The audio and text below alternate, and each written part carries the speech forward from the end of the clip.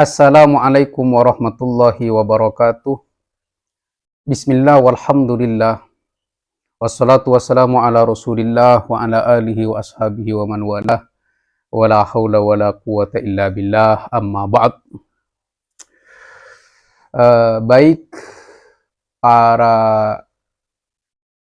subscriber, para followers, dan para pecinta channel Ponpes Abu Syamsuddin Batu Ampar, dan seluruh pemirsa dimanapun kalian berada, semoga hari kalian semua menyenangkan. Amin. Teman-teman dan seluruh para pemirsa budiman, pada kesempatan kali ini kami hanya menyampaikan atau menjawab atau klarifikasi dari roastingan atau framing mungkin ya Muhibbin yang merosting bahwa kami ini lancang. Iya, ini gambarnya. Ini sebuah artikel yang menyatakan bahwa kami ini lancang. Kenapa? Karena telah menyampaikan dalam video jawaban terhadap Ma'ruf Hozin tentang penisbatan sebuah kitab yang itu merupakan penisbatan bohong terhadap Ibnu Hajar Al-Haytami yang disebut dengan kitab Tsabat. Seperti itu teman-teman. Padahal kalau mau mentalaah dan mau mengkaji, keterangan sudah jelas, datanya ada. Kalau memang penisbatan itu adalah penisbatan bohong, kami tidak mungkin menyampaikan sesuatu tanpa data dan tanpa ilmu. Ya mungkin keterbatasan ilmu, keterbatasan pengetahuannya yang mengira bahwa tidak pernah ada kitab yang dinisbatkan kepada Syekh sekaliber Ibnu Hajar Al-Haytami yang penisbatannya itu bohong. Ya, padahal banyak data-data yang sudah kami tulis di sini. Pernyataan-pernyataan yang sudah dipelintir, madsus, tahrif, itu sudah kami jelaskan di sini secara lengkap. Di antaranya pernyataan Abdul Wahab Asy-Sya'rani yang mengatakan inna affaqun minal Yaman yuqalu lahu ismuhu Ibnul Khayyat, bahwa sekelompok dari Yaman itu ini ada dengan kitabnya, halamannya, penulisnya, ya sudah lengkap di sini yang dinisbatkan kepada Ibnul Arabi, dan Ibnul Arabi beri, terbebas dari itu. Terus juga penisbatan terhadap Abu Yazid Al-Bustami yang disampaikan oleh Imam Ghazali dalam salah satu kitabnya, dan juga penisbatan bohong terhadap Imam Junaid Al-Baghdadi, Imam Ta'ifatain, yang berbunyi ma fil jubba illallah, padahal beliau sudah statement yang benar dan hak dari beliau, thoriquna hadza mustamaddun minal Qur'ani was sunnah. Jadi jalan kami ini bertasawuf itu semua diambil dari Alkitab, yakni Al-Quran, was sunnah, dan hadis-hadis baginda Nabi besar Muhammad SAW. Di sini kami tuangkan semua. Di sini sudah kami tuangkan semua. Nah, karena mungkin keterbatasan ilmu dan pengetahuannya, atau keterbatasan di dalam memahami setiap redaksi yang dia ketahui, atau memang tidak tahu sama sekali. Ya, oleh karena itu, ya tanpa data, tanpa dalil, langsung merosting bahwa kami inilah lancang. Karena mengatakan penisbatan kitab Sabat itu kepada Ibnu Hajar itu bohong. Baik agar menjadi bukti yang konkret, alat bukti yang otentik, kami sampaikan sebuah video dari seorang syekh yang menceritakan ada kitab yang bernama Al-Fiqhul Akbar yang katanya masykuk penisbatannya kepada Imamul Madhab, Imam Abu Hanifah. Karena di sini ada ditemukan sebuah redaksi yang tidak sesuai dengan madhabnya Abu Hanifah dan pernyataan-pernyataan Abu Hanifah. Nah, baik, biar tidak salah paham, yuk kita dengarkan dan saksikan videonya secara seksama. Selamat menyaksikan. هذا مصيبة كبيرة هنا في كتاب الفقه الأكبر الإمام أبو حنيفة، والكتاب مشكوك في نسبته أصلا. مكتوب إيه في الفقه الأكبر؟ أنهما يعني أبوا سيدنا رسول الله ماتا على الكفر. فبيقول إيه الشيخ الأمير؟ إما مسوس عليه. وإحنا رحنا أيام سيدنا الشيخ محمد علو المالكي، رحنا المدينة المنورة وكان في مكتبة قدام الحرم المدني اسمها مكتبة عارف حكمة، وجدنا النسخة المخطوطة فيها إيه؟ حاجة غريبة، وأبوا رسول الله صلى الله عليه وسلم ما مات على الكفر، ما مات. شوف في النسخة المخطوطة، فطبعا اللي بيكتب راح فكرها زيادة، فراح قال مات وهي ما مات. وبعدين في حاجة تانية عجيبة، هو بيتكلم في الفقه كده، وأبوا رسول الله مات كده المطبوعة، مات على الكفر وأبو طالب مات كافرا. طب بالله عليك لو كان الحكم واحد كان يقول كده وأبوا رسول الله وأبو طالب ماتوا كفارا. ليه يفرد الحكم في الأبوين ويجيب الكلام نفسه نفس الحكم في حق أبي طالب؟ هذا دليل على أن الحكم مختلف. لو كان حكما واحدا لجمعهم قال ماتوا كفارا. فإذا الأصل أنهما ما ماتا على الكفر بدليل وأبو طالب لم يقل ما مات، قال مات كافرا. يبقى الكلام اللي في الفقه الأكبر مدسوس أو في تحريف، بل نوزع في نسبة الكتاب من أصله له. وفي بعض المحققين قالوا كذا، قالوا هذا الكتاب ليس لأبي حنيفة إنما هو للبلخي ونسبوه للإمام أبو حنيفة. أو يؤول يعني على صحة هذا الكلام أنه صدر من الإمام الأعظم، يؤول بأنهما ماتا على الكفر يعني في زمن الكفر، يعني مات على الكفر يعني على الزمن الذي كان فيه الكفر بمعنى الجاهلية، وإن كانوا ناجين. هذا تبرئة لجناب الإمام الأعظم أن يقول مثل هذا الكلام. Baik teman-teman, itulah videonya yang di dalamnya itu menjelaskan ada sebuah kitab yang berjudul Al-Fiqhul Akbar yang diragukan penisbatannya itu kepada Imam Abu Hanifah.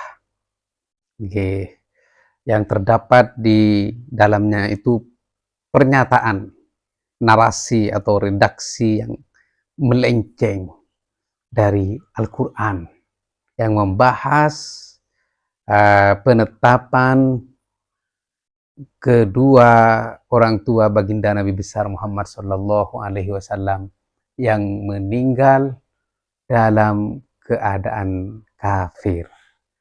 Baik, oleh karena itu, yuk kita kaji, kita bedah video tersebut satu persatu per redaksi, biar jelas.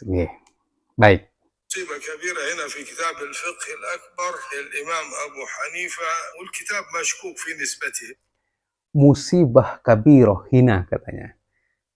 Sebuah musibah yang besar di sini. Dalam kitab Al-Fiqhul Akbar yang diragukan penisbatannya kepada Imam Abu Hanifah. Nah, diragukan penisbatannya kepada Imam Abu Hanifah. أصلا مكتوب إيه في الفقه الأكبر؟ Maktub hiya fil fiqhil akbar. Tertulis redaksi ini dalam kitab fikih al-akbar yang diragukan penisbatannya kepada Imam Abu Hanifah. Apa yang tertulis? أنهما يعني أبوا سيدنا رسول الله ماتا على الكفر. فبيقول Annahuma abawa Sayyidina Rasulullah Sallallahu Alaihi Wasallam mata alal kufr. Bahwa sesungguhnya kedua orang tua baginda Nabi besar Muhammad Sallallahu Alaihi Wasallam keduanya meninggal atas keadaan al-kufr. Hasya wa kallah, kafir katanya. Nggih. الشيخ الأمير إما مسوس عليه وإحنا رحنا أيام ست. Ini apa Syekh Amir apa? Imam Madsus aneh atau yang pernyataan yang dipalsukan kepada Imam Abu Hanifah dalam kitab itu, atau memang kitab itu diragukan penisbatannya kepada Imam Abu Hanifah. Ruhna katanya beliau itu pergi ayam Syekh Sayyid Muhammad bin Alwi Al-Maliki, pergi kepada Sayyid Muhammad bin Alwi Al-Maliki untuk menanyakan keabsahan pernyataan tersebut dan kitab tersebut. Yeah. Syekh Muhammad Alwi Al-Maliki ruhna al-Madinah al-Munawwarah wa kan fi Makkah. Setelah itu ruhna kami juga pergi ke Madinah al-Munawwarah, terus dan saya menemukan di depan masjid Guddam al-Haram al-Madani di Madinah maktabah yang namanya itu adalah Arif Hikmat. Arif Hikmat, wajadna an-nuskhah, wajadna kami temukan an-nuskhah al-makhtutah, kitab manuskripnya ditemukan oleh beliau di maktabah tersebut. Al-makhtutah fiha haja gharibah wa fiha haja gharibah, ditemukan sebuah penemuan yang cukup aneh dan menakjubkan. Apa penemuannya? Bahwa Rasulullah SAW ma mata ala al-kufr. Nah, ini di sini yang beliau temukan dalam kitab manuskripnya. Wa abawa Rasulullah sallallahu alaihi wasallam ma mata ala al-kufri. Bahwa sesungguhnya kedua orang tua baginda Nabi besar Muhammad sallallahu alaihi wasallam mata, ada manafi di sini, tidak meninggal keduanya itu atas keadaan kafir. Baik, kami teruskan. شوف النسخة المخطوطة فطبعا اللي بيكتب راح فكرها زيادة وراح قال مات وهي ما مات وبعدين في حاجة ثانية عجيبة. Jadi Suf katanya, lihatlah ini di kitab manuskripnya ada emaknya. Terus katanya beliau, Suf lihat lagi keajaiban yang kedua. بيتكلم في الفقه كذا وأبى ورسول الله مات كذا المطبوعة مات على الكفر وأبو طالب مات كافرا. Nah, di sini katanya beliau ini kalau kita teliti ibarahnya ini dalam satu redaksi ini menetapkan dua hukum. Nah, di sini wa aba wa Rasulillah sallallahu alaihi wasallam di kitab yang matbu yang tercetak mata alal kufri wa Abu Thalib mata kafiron. Di sini katanya beliau dalam satu redaksi ada dua penetapan sebuah hukum. Yang pertama, penetapan meninggal atas keadaan kafir atas kedua orang tua baginda Nabi besar Muhammad sallallahu alaihi wasallam. Yang hukum kedua ialah penetapan kafir atas Abu Thalib. Wa abawa Rasulillah sallallahu alaihi wasallam mata alal kufri wa Abu Thalib mata kafir. Billah alaik katanya. Baik katanya beliau. Coba apa menurut Anda ketika ada satu redaksi menetapkan dua hukum? Coba pikirkan, secara logika, eh, logis enggak kalau satu redaksi ada dua hukum yang ditetapkan. Baik.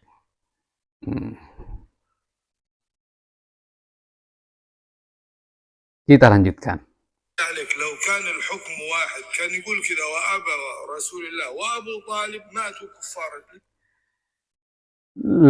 Seandainya laukanal hukmu wahid, katanya.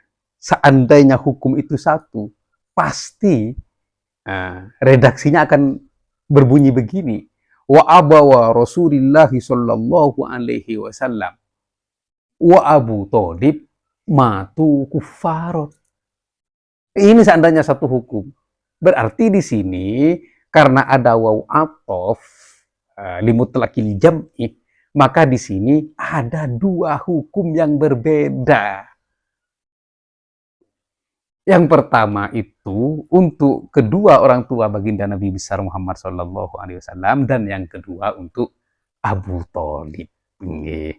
Baik, yuk kita lanjutkan.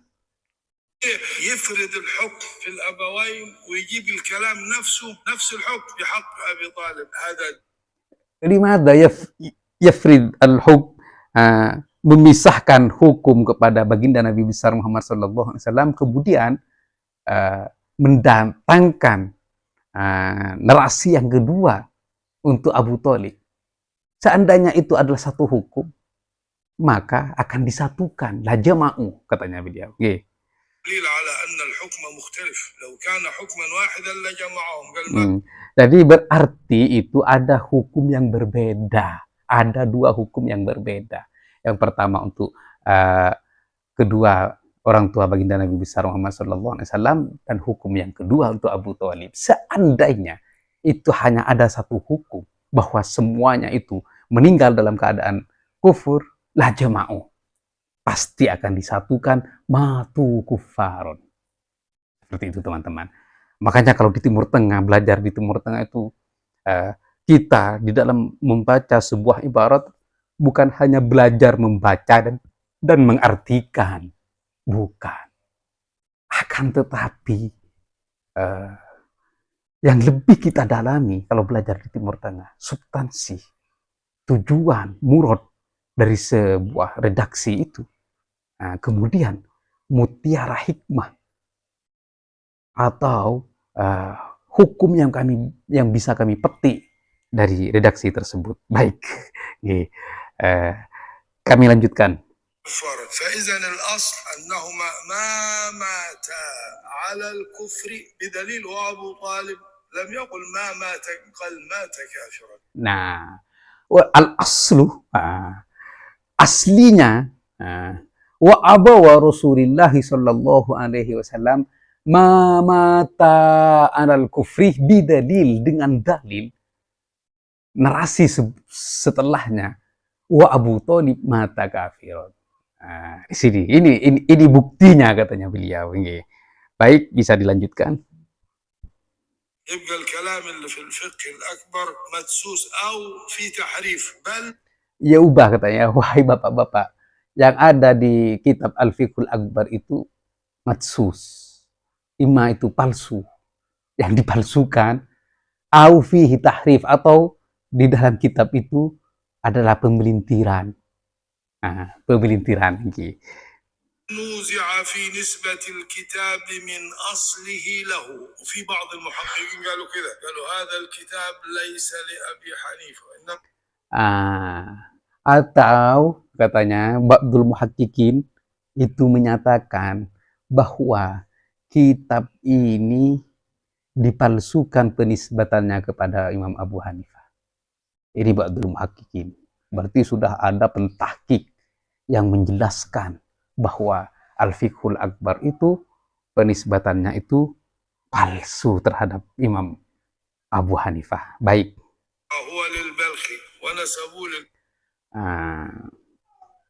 Pada hakikatnya kitab tersebut adalah karya Al-Balkhi wa nasabu ila Imam Abu Hanifah. Itu adalah karyanya Al-Balkhi dan kemudian dinisbatkan kepada Imam Abu Hanifah. Ini sama persis kasusnya seperti yang kami sampaikan pada video sebelumnya ketika meluruskan kebohongannya Kiai Ma'ruf Hozin. Sorry, ya ini. Bahwa di situ sahabat Ibnu Hajar yang disebut kitab kedua oleh Kiai Ma'ruf Hozin, bahwa kitab pertama itu Ibnu Hajar mengharuskan at-tasabbut, bahkan beliau berkata mewajibkan at-tasabbut, meneliti dan meneliti sebuah nasab baginda Nabi besar Muhammad, wajib ya. Yang satunya katanya isbat. Nah, di sini kitab yang satunya ini yang palsu, karena ini adalah karya kedua muridnya Ibnu Hajar, yaitu As-Saifi ya, dan Al-Faqihi, yang kemudian mereka berdua menisbatkan kitab tersebut kepada Ibnu Hajar. Sama kasusnya dengan Al-Fiqhul Akbar di sini. Karya Imam Al-Balkhi yang kemudian oleh beliau dinisbatkan kepada Imam Abu Hanifah. Real. Ini alat buktinya sudah ada. أبو حنيفة أو يؤول يعني على صحة هذا الكلام أنه صدر من الإمام الأعظم awal atau ditakwil ala sihhati hadzal kalam. Jadi ditakwil idza kana haqqan hadza sadara min Abi Hanifah. Kalau memang ini benar dan betul-betul benar ini keluar dari Imam Abu Hanifah, maka katanya kiai ini ada syekh ini ya, ditakwil yu'awwal. Nggih. يؤول بأنهما ماتا على الكفر يعني في زمن الكفر. Apa takwilannya? Annahuma mata alal kufri ay mata fi zamanil kufri au ala zamanil kufri. Mata, kedua orang tua baginda Nabi besar Muhammad sallallahu alaihi wasallam itu meninggal atas zaman kekafiran atau di dalam zaman kekafiran. مات على الكفر يعني على الزمن الذي كان فيه الكفر بمعنى على الزمن الذي كان فيه الكفر, atas zaman itu ya, yang di dalamnya itu, di dalam zaman itu adalah zaman kekufuran, yakni katanya beliau, yakni zamanul jahiliyah. Artinya kedua orang tua baginda Nabi besar Muhammad sallallahu alaihi wasallam meninggal dunia di zaman kekafiran, yaitu zaman jahiliyah. Al-jahiliyah. Wa in kanu najin. Walaupun sebenarnya kedua orang tua baginda Nabi besar Muhammad sallallahu alaihi wasallam najin, selamat. Nggih. هذا تبرئة لجناب الإمام الأعظم أن يقول مثل هذا الكلام. Hadza tabri'ah. Ini adalah pembebasan untuk Imam Abu Hanifah yang dikabarkan bahwa beliau bernarasi kedua orang tua baginda Nabi besar Muhammad sallallahu alaihi wasallam meninggal dalam keadaan kafir, tabri'ah. Hasya wa kalla al-Imamul A'zam Imam Abu Hanifah radhiyallahu taala anhu. Itu apa yang disampaikan beliau. Jadi ya ini bedanya kalau Ahlus Sunnah wal Jamaah dengan Wahabi. Kalau Wahabi mengambil dari dohirnya hadis sahih yang diceritakan oleh Imam Muslim yang berbunyi Abi wa abuka finnar. Itu ringkasannya seperti itu. Al hadis au kama qala Rasulullah sallallahu alaihi wasallam. Saya dulu mendengar langsung dari guru saya Sayyid Muhammad bin Alawi Al-Maliki Al-Hasani. Insya Allah santri-santri Rosefa itu tahu semua. Alhamdulillah ini sudah 20 tahun berlalu, tapi saya masih ingat, masih tersimpan rapi dalam pikiran saya. Nggih. Abi wa abu kefinar itu secara sanad itu sahih. Oke. Makanya masuk dalam golongan hadis sahih yang dicatat oleh Imam Muslim. Akan tetapi dari segi mutun ini syadz. Hadis ini syadz. Hadis syadz dari segi mutun. Kenapa katanya beliau? Kok dari segi mutun ini syadz? Karena yukhaliful mutawatir, yukhaliful hujjah allati aqwa minha. Ini hadis membedai atau menyelisihi yang lebih mutawatir, yaitu Al-Quran. Dan menyelisihi, membedai hujah yang lebih pasti dan lebih kuat darinya, yaitu Al-Quran. Wa ma kunna mu'adzibina hatta nab'atha rasula. Jelas Al-Quran menegaskan bahwa ahlul fatrah tidak akan pernah disiksa oleh Allah Subhanahu wa taala hatta nab'atha rasula, sampai seorang utusan itu diutus oleh Allah Subhanahu wa taala.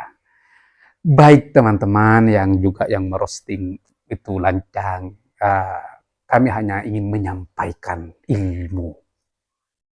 Kami tidak pernah merasa lebih alim dari siapapun, tidak. Oke. Namun ilmu itu harus disampaikan.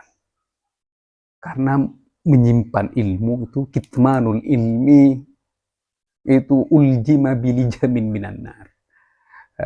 Tuh, nanti ini akan apa ya, bahasanya itu akan disumbat atau tongar dengan tongar yang terbuat dari api neraka. Seperti itu. Makanya kami hanya ingin menyampaikan ilmu, berbagi informasi, berbagi ilmu bagi saudara-saudaraku yang belum memahami ilmu tersebut, atau bahkan belum mengetahui atau tidak tahu sama sekali akan ilmu tersebut. Dan kesalahan yang terjadi pada para alim ulama ini harus diluruskan karena berpotensi penyesatan massal. Seperti kami yang melakukan kemarin kebohongan yang disampaikan oleh Ma'ruf Hozin, ini takut menyesatkan. Oleh karena itu kami luruskan. Kalau kami salah, silahkan dikritik.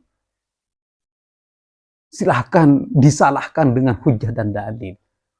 Jangan disalahkan dengan framing dan roastingan. Seperti itu teman-teman. Kami hanya manusia.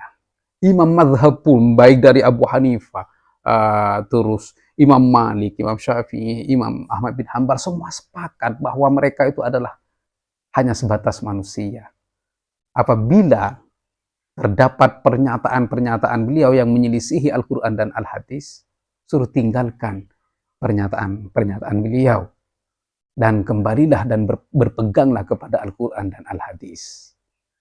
Nah, di sini pernyataan, ini sudah ya pasti menyelisihi Al-Quran. Menyelisihi dalil yang paling kuat, qat'i, yang pasti. Dan jelas, muhkam. Ya. Oleh karena itu, kalau memang itu pernyataan Imam Abu Hanifah, suruh tinggalkan. Berpegang teguhlah dengan Al-Quran dan Al-Hadis. Seperti itu. Jangan terlalu fokus. Baik. Ini berarti sudah ada informasi video. Masa para muhibbin masih tidak percaya? Informasi dari data konkret, pernyataan para alim ulama masih belum percaya. Dianggap kami lancang karena menganggap para ulama itu berbohong. Kalau kita kembali flashback ke belakang terhadap hadis-hadis yang disampaikan oleh baginda Nabi besar Muhammad Sallallahu Alaihi Wasallam, yang pertama, ittaqu zallatal alim. Takutlah terhadap tergelincirnya orang alim. Ini keluar dari lisan baginda Nabi besar Muhammad Sallallahu Alaihi Wasallam yang ditegaskan oleh Allah Subhanahu Wa Taala, wa ma yantiqu anil hawa in huwa illa wahyu yuha. Artinya beliau, baginda Nabi, tidak akan pernah memperingatkan kita akan tergelincirnya orang alim itu kalau memang itu tidak akan pernah terjadi. Ini alamun nubuwah, tanda-tanda kenabian. Kasyaf yang bisa menembus zaman-zaman yang akan datang. Berarti dikhawatirkan akan tergelincirnya orang alim. Seperti yang disampaikan tadi, penisbatan palsu atau diragukan kepada Imam Abu Hanifah. Ba'dul muhaqqiqin katanya menyatakan bahwa itu tidak benar penisbatannya kepada Imam Abu Hanifah. Ini zallatal alim. Dan sahabat Ibnu Hajar yang disampaikan oleh Kiai Ma'ruf Hozin di pertemuan sebelumnya, itu juga diterangkan dalam halaman 11 bahwa kitab itu adalah karya As-Saifi dan Al-Faqihi, kedua murid Ibnu Hajar. Nah, di sini oleh karena itu baginda Nabi memperingatkan kita agar hati-hati dan takut terhadap zallatal alim. Nah, di sini hadis yang lain, man kadzaba alayya muta'ammidan falyatabawwa maq'adahu minan nar. Barang siapa yang sengaja berbuat bohong atas namaku, katanya baginda Nabi, maka bersiap-siaplah tempat duduknya nanti di neraka. Lagi-lagi baginda tidak akan pernah memperingatkan kita tentang itu kalau memang itu tidak akan pernah terjadi. Itu pasti akan terjadi. Dan faktanya banyak hadis-hadis maudhu. Dan yang membuat hadis-hadis maudhu itu bukan orang-orang bodoh, akan tetapi orang-orang alim yang hebat merangkai redaksi dan narasi sehingga sesuai, berisi hikmah dan anjuran terhadap ibadah. Baik teman-teman, ini hanya sebuah informasi dan ini adalah jawaban terhadap roastingan sebagian ya mungkin muhibbin ya, yang merosting bahwa saya lancang. Kalau ini lancang ya kiai ini, syekh ini juga lancang. Dan semua syekh yang sudah berkata ba'dul muhaqqiqin, yang sudah mentahqiq kitab Al-Fiqhul Akbar itu semua lancang. Tidak, hasawakanlah. Ini justru bentuk kepedulian syekh tadi itu dan para ulama yang mentahqiq kitab tersebut terhadap Imam Abu Hanifah, membebaskan beliau dari pernyataan-pernyataan yang salah dan keliru di dalam menetapkan kedua orang tua baginda Nabi besar Muhammad Sallallahu Alaihi Wasallam. Dan kami juga meniru mereka semua di dalam kepedulian kami, di dalam meneliti apa yang kami ketahui sesuai dengan data dan hujahnya, sesuai dengan sumber dan kevalidannya, ya, untuk menjaga para ulama seperti Ibnu Hajar Al-Haytami, menjaga nama baik beliau dari pernyataan-pernyataan palsu yang dinisbatkan kepada beliau. Sama yang dilakukan oleh para ulama-ulama sebelumnya untuk meluruskan pernyataan-pernyataan yang dipelintir, pernyataan-pernyataan yang melenceng, pernyataan-pernyataan yang miring, bahkan tulisan-tulisan karya-karya kitab yang dipalsukan. Sudah jelas bahwa ternyata bukan hanya di Indonesia ini, di Timur Tengah pun juga banyak ulama-ulama bergerak di dalam meluruskan pernyataan-pernyataan miring yang dipalsukan kepada para imam-imam kita. Nah, di sini, apakah Syekh tadi itu merasa lebih alim daripada Imam Abu Hanifah? Atau lebih alim daripada Al-Balkhi yang kitabnya luar biasa, Fiqhul Akbar? Bukan seperti itu bukan hujah. Bukan seperti itu. Kesalahan dari setiap manusia ya harus dikritik, harus dikoreksi, harus diluruskan. Yang namanya manusia walaupun sekali berimam mazhab, ya, walaupun sekali berimam mazhab, pernyataan beliau itu kalau ada Imam Malik juga menyatakan seperti ini, innama ana bashar usibu ukhti, saya ini bashar, manusia biasa, saya bisa benar dan saya bisa salah.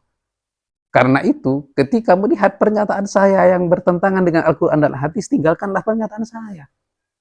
Fair. Beliau-beliau itu fair. Berpegang teguh dengan Al-Quran dan Al-Hadis. Seperti itu. Bukan karena hanya sudah menjadi ulama terus tidak bisa dikritik. Bukan karena sudah menjadi kiai atau banyak karyanya, banyak tulisannya terus tidak bisa disalahkan. Kalau memang bertentangan dengan Al-Quran dan Al-Hadis, ya harus disalahkan. Karena sumber utama dalil yang menjadi petunjuk itu ya Al-Quran, kemudian Al-Hadis. Syahrul Ramadan alladzi unzila fihi al-Qur'an hudan lin-nasi wa bayyinatin minal huda wal furqan. Apa? Syahrul Ramadan alladzi unzila fihi al-Qur'an. Bulan Ramadan yang pada bulan Ramadan tersebut unzila fihi al-Qur'an, yang di dalamnya itu diturunkan Al-Qur'an. Hudan linnas, sebagai petunjuk bagi manusia. Wa bayyinatin minal huda wal furqan, dan penjelasan dari petunjuk-petunjuk tersebut. Dan yang memisah di antara yang hak dan yang batil itu adalah Al-Quran. Nah, sekarang kalau ada Habib ya salah, ya tetap disalahkan. Mengaku Mi'raj 70 kali ya tetap salah itu. Mengaku menerima wahyu dari Allah Subhanahu wa Ta'ala, dan Allah Subhanahu wa Ta'ala menyerahkan kerajaannya kepada seorang Habib, itu salah. Itu tidak benar. Yang salah harus dikritik, yang harus dievaluasi dan diluruskan. Terus Habib mengaku Allah, ya salah. Karena ini semua bertentangan dengan Al-Quran dan Al-Hadis. Masa kita harus membela klaim salah, klaim sesat itu, terus mengabaikan Al-Quran dan Al-Hadis? Akan seperti itu. Waliyadzubillah. Ya, yang salah tetap harus disalahkan. Karena ini yang dititipkan oleh baginda. Yahmilu hadzal ilma min kulli khalafin uduluhu. Jadi akan menjaga ilmu ini dari setiap generasi. Siapa yang menjaga itu dari setiap generasi, yang menjaga ilmu dan menjaga agama ini? Ialah orang-orang yang tahu dan bersikap adil. Apa bersikap adil itu? Yang salah disalahkan, yang benar dibenarkan. Bukan yang salah suruh nyemuk-nyemuk payudara kemudian dibenarkan. Terus Al-Quran dan Al-Hadis diabaikan. Terus yang mengaku Allah dibenarkan, terus Al-Quran dan Hadis diabaikan. Terus yang mengaku menerima wahyu dan menerima kerajaan Allah itu dibenarkan, sedangkan Al-Quran dan Hadis disalahkan. Waliyadzubillah. Apa yang dijaga oleh setiap generasi oleh orang-orang alim yang adil? 3 hal. Yanfauna anhu, mereka akan mentiadakan, melawan, dan meluruskan, dan mengkaji, dan meneliti. Apa yang diteliti? Pertama, tahrif. Nah, jadi, tahrif al-ghalin, pemelintiran, pemelencengan orang-orang yang berlebihan di dalam beragama. Pernyataan-pernyataan sesat para leluhur kaum Ba'anawi yang mengaku Mi'raj 70 kali dalam sehari. Bahkan katanya, setiap di penghujung hari, matahari akan terbenam. Orang-orang itu semua menunggu dan menanti turunnya, datangnya kendaraan Faqih Muqaddam untuk mendengarkan informasi-informasi dari langit, dari aras. Itu disebutkan seperti itu. Informasi apa yang didapat oleh orang-orang yang menunggu itu? Tidak ada ceritanya kan? Zong. Karena itu adalah cerita bohong. Nah, jadi pembelintiran orang-orang yang berlebihan. Nah, ini yang pertama. Terus, yang kedua, intihalal mubtilin. mengada-ngadanya orang-orang yang batil. Nah, seperti mengada-ngada menerima wahyu dari Allah, kemudian kerajaan Allah, nah, yang meliputi langit dan bumi dan meliputi semuanya itu katanya diserahkan kepada leluhur kaum Ba'alawi. Intihalal mubtilin, mengada-ngadanya kelompok-kelompok yang batil. Terus yang ketiga, takwilal jahilin. Nah, di sini takwilannya orang-orang bodoh. Si Fakih Muqaddam itu sudah mengaku Allah, masih ditakwil dengan syatah. Sudah kami temukan dalam kitab Fakhrur Mughshiyan. Fakih Muqaddam setelah mengaku Allah kemudian jatuh pingsan, tidak sadarkan diri. Ternyata ini sama persis dengan perbuatan Abdullah bin Saba ketika mentuhankan Sayyidina Ali, mentuhankan Ali Zainal Abidin, dan mentuhankan Muhammad Al-Baqir. Setelah Abdullah bin Saba mentuhankan mereka-mereka yang saya sebut tadi, fakharra mughsyian. Jatuh pingsanlah Abdullah bin Saba. Sama ini persis. Masihkah mau ditakwil? Ada saya kitabnya. Kitabnya Abdullah bin Saba. Ada. Ini adalah takwil al-jahilin. Oleh karena itu ya, kami berjuang menyampaikan kebenaran ini bukan untuk apa-apa, akan tetapi untuk mengevaluasi pernyataan-pernyataan palsu yang dinisbatkan kepada para imam dan para ulama. Di sini juga sudah kami ceritakan semua. Iya. Baik dari Imam Ghazali, dari Abdul Wahab Asy'arani, pernyataan-pernyataan miring yang dinisbatkan kepada para ulama. Nantikan buku ini untuk menambah informasi tentang ilmu agar kalian semua tidak terjerumus dalam takwil al-jahilin. Sebuah takwilan-takwilan orang-orang yang bodoh dan tidak terjerumus kepada yang satunya, intihalal mubtilin, mengada-ngadanya orang-orang yang batil, dan tidak terjerumus dalam tahrifal ghalin, pemelintiran orang-orang yang berlebihan di dalam agama. Oke, baik teman-teman, semoga bermanfaat. Akhiran wallahul muwaffiq ila aqwamit thoriq. Wassalamualaikum warahmatullahi wabarakatuh.